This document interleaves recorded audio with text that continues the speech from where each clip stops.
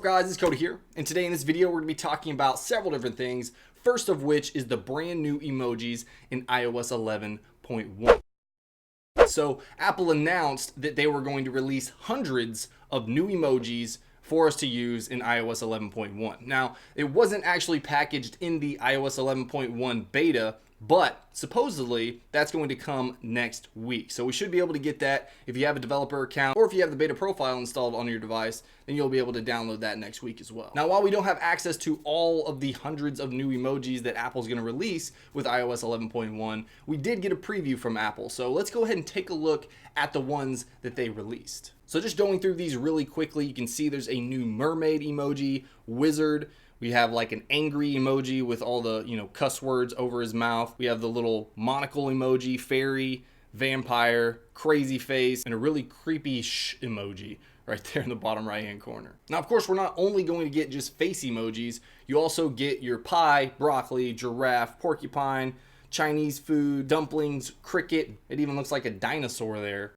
So expect more animals and food emojis as well. Here we have a few more face emojis, the Inspector Gadget jacket, some gloves, a scarf, a dude rock climbing. We have the curling puck, a different colored heart, a hat, a sled, and of course, a steamy person in the shower, because who doesn't need to use that all the time? Now, like I said, these aren't available just yet. They're going to be available in the iOS 11.1 public release, so be looking forward to that. Next, let's talk about the new dynamic wallpapers. Now, we only get a little preview of this, and that's just because the iPhone X was cited out in the wild once again. So it was a video that popped up on the internet showing someone holding another iPhone X, and on that iPhone X, there's a brand new dynamic wallpaper. So you can see that right here. So it's definitely a new color scheme that we don't have on iOS 11 or our iPhone 8s. Hopefully there's going to be several different other ones that we can choose from as well. And it even looked like it was a little bit more sensitive than the dynamic wallpapers that we have on iOS 11 right now. Could be wrong about that because he was kind of flipping the phone around. But nevertheless, new dynamic wallpapers, we haven't seen those since I think they came out in iOS 7. So hopefully we see not only just some other color schemes, but also maybe even a completely different design. Hopefully this isn't something that's only available on the iPhone X. Hopefully it's something that's going to be released with iOS 11 at some point, because if you have to buy an iPhone X in order to get these specific wallpapers, that would be pretty shady. But only time will tell. The good news is that there are new ones, and hopefully we can take advantage of them soon. Next, let's talk about an iPhone 7 that saved a woman's life. So I'm sure all of you guys have heard about the horrific Las Vegas shooting that happened this past week, but there was one lady that had her iPhone 7 Plus with her, and you can see where the bullet impacted the iPhone, and she was left unscathed. There was no mention of where this iPhone 7 Plus was being held when it was impacted by this single bullet. But you can see where the single bullet impacted the phone right there on the lightning port. And she had a case on it as well, so that probably helped to an extent of stopping that bullet without it going completely through the phone. Pretty crazy that the iPhone 7 Plus completely stopped the bullet without it penetrating through. Next, there was a study done by a company called FutureMark that wanted to take on the big question about Apple and planned obsolescence. So does Apple actually slow down their devices intentionally in order for you to get rid of it and purchase the new phone? That's what they were trying to find out, and this is what they found. Starting back in 2016, FutureMark actually grabbed the results of 100,000 benchmarks across 7 different iPhone models and 3 different iOS versions. And then they used that data to create these performance comparison charts to see if there was performance degradation from iOS 9 to iOS 10 to iOS 11 on these devices. So the first device that was tested was the iPhone 5S, since this is the oldest device that will actually run on iOS 11, because iOS 11 will only run on 64-bit devices, and the iPhone 5S was the first phone that got a 64-bit architecture with that A7 chip. So FutureMark used the 3D Extreme Slingshot graphics test in order to benchmark these iPhones. And they did this benchmark every single month for a year and a half, and then they compare the results. So here's a graph of the iPhone 5S GPU performance. And you can see that the higher the bar, the better performance. And based on the testing, GPU performance on the iPhone 5S has remained constant from iOS 9 to iOS 11. You'll see very minor variations with these tests, but that's to be expected. Now here's a graph of the iPhone 5S CPU performance over the exact same time, and it was measured using the 3D Mark Slingshot Extreme Physics test. And again, the results were largely consistent.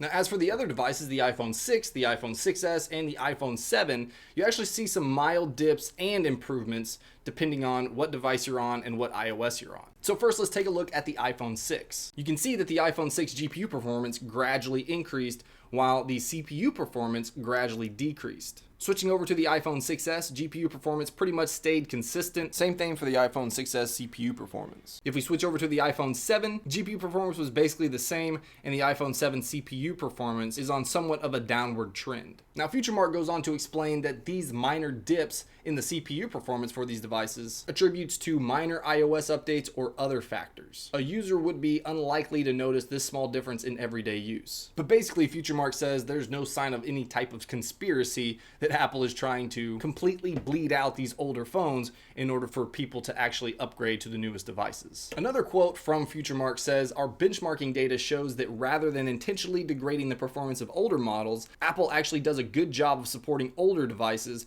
with regular updates that maintain a consistent level of performance across iOS versions." Now, of course, in my opinion, CPU benchmarks and GPU benchmarks don't necessarily tell the entire story of whether or not a device performs well. And that's just because with new iOS firmwares, you get new features, and just because a CPU or a GPU is having those consistent benchmarks and getting similar scores all across those different firmwares, that doesn't mean that new features on iOS 11 are necessarily going to perform with little or no hiccups. If your CPU and GPU performance are just like this across all three iOS levels, and then an iOS 11 feature requires this much CPU, then that still has a gap right there that the iPhone 5S isn't necessarily going to be able to really perform that feature or that task as intended. So the fact that this feature needs this much CPU or this much GPU, and the iPhone 5S has this much CPU or GPU, that gap is where you're going to see the sluggishness. So while an iPhone 5S can feel sluggish on iOS 11 when using specific features, Apple doesn't seem to be doing anything malicious against these older devices.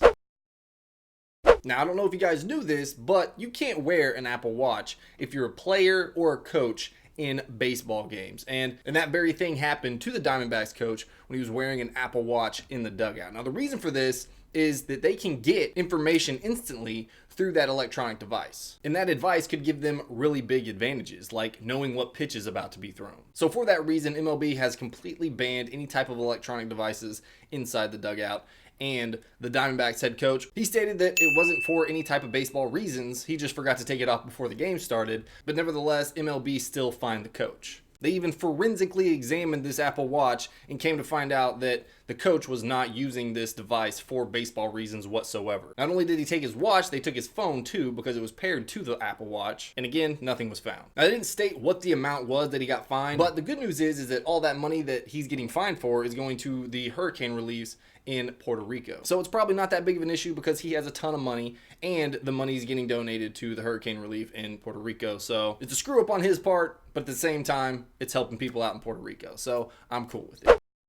Next, let's talk about the iPhone X supply. Of course, there's always rumors when a new iPhone is released that Apple is not going to meet its demand. And hardly it ever does, just because there's so many people that want to buy it. It's almost impossible to actually have all those devices on hand. So having to wait for a device is the majority of what people are going to end up doing. Now, if you guys haven't seen how to get an iPhone X on launch day, I actually did a video on that and gave you a ton of tips on how to get that done. So if you want to check that out, I'll put a link below. So the latest news from the KGI securities analyst Ming-Chi Kuo states that the so-called super cycle isn't actually going to gain momentum until 2018. Super cycle meaning Apple ramping up production to basically maximum output. Now, the reason they can't do that right now is due to a couple of factors. Now, the main issue here is the true depth camera system. They're having several production issues with this, and here's a quick quote from Kuo. "The market generally refers to 2017 as the super cycle of the iPhone, but we think the real super cycle will be in 2018 for the following reasons. 1. True depth camera production issues will be significantly addressed